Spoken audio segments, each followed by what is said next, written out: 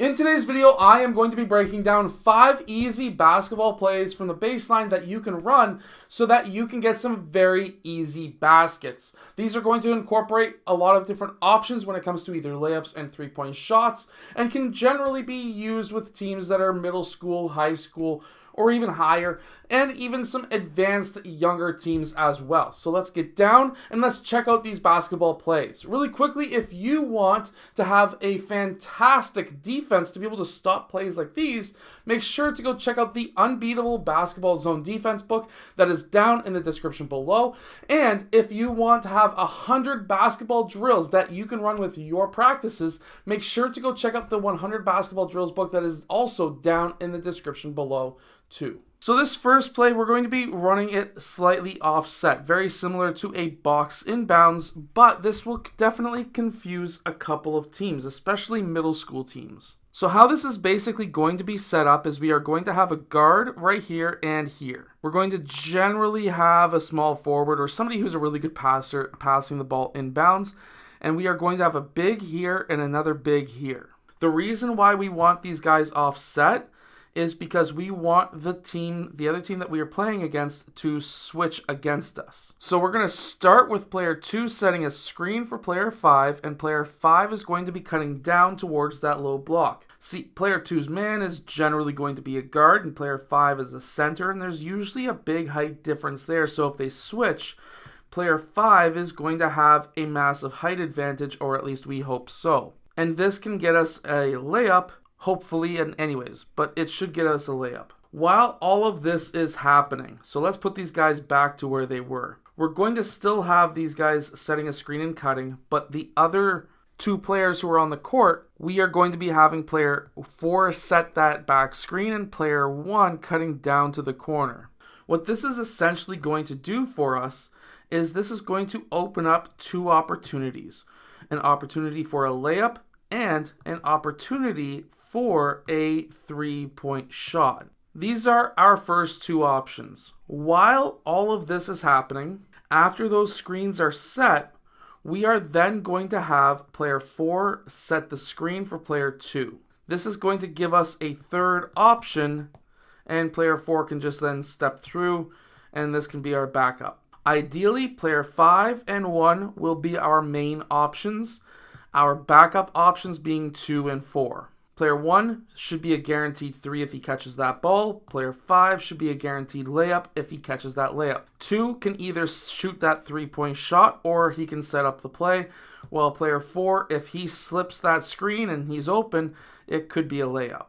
This second play is an elevator play, but it works extremely well. What we're going to have is player 2, he is going to go through the elevator and these 2 players close on him. If he's open for that 3-point shot, you could definitely hit him.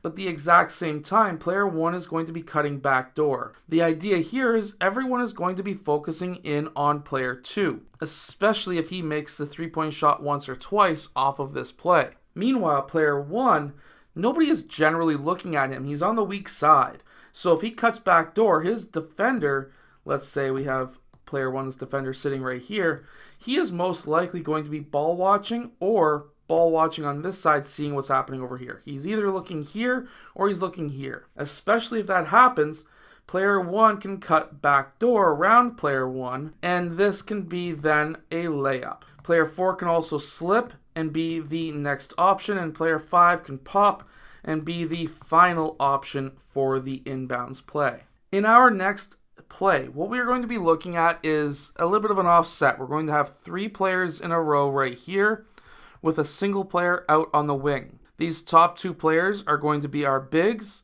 and they're going to be doing a lot of things for us. So player 1 is going to move up, player 4 is going to cut. Player 1 sets that screen, 4 cuts. If he's open, you can hit him with a pass. If not, he's going to be clearing out to that far wing. Next, player 1 moves up just a bit more, and this is going to be another back screen for player 5. He could go on this side or this side, doesn't really matter. If he's not open, he's going to set the back screen on 4. Player 2 is going to set the screen for player 1, and player 1 is going to be going to the corner.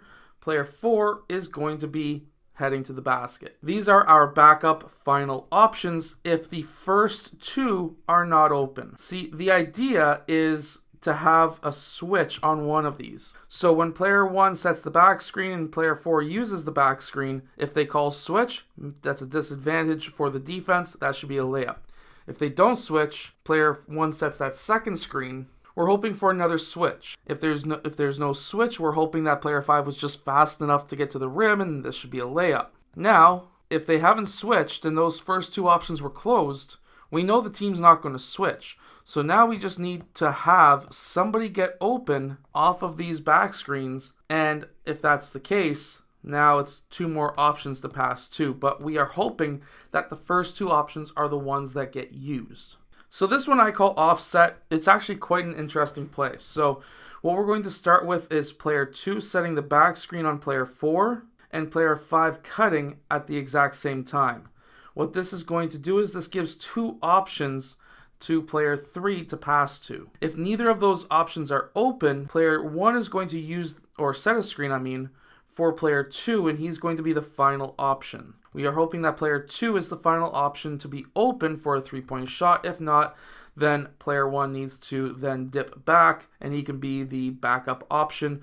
But the first three options should be the ones that are open majority of the time. Again, what we're hoping for essentially here is, considering it's a guard setting a back screen on a center or a power forward, we're hoping for there to be a switch. And then here, not necessarily a switch, but at least we have a backdoor option, especially if player 5 is faster on your team than the other team's centers. So definitely, if you are a basketball coach looking for more basketball drills, make sure to go check out the 100 Basketball Drills book that is down in the description below. But also make sure to go check out that Unbeatable Basketball Zone Defense book, because what that's going to do for you is it's going to trap the corners, and it's going to double the low post, and it's going to leave single coverage up on the perimeter at the point.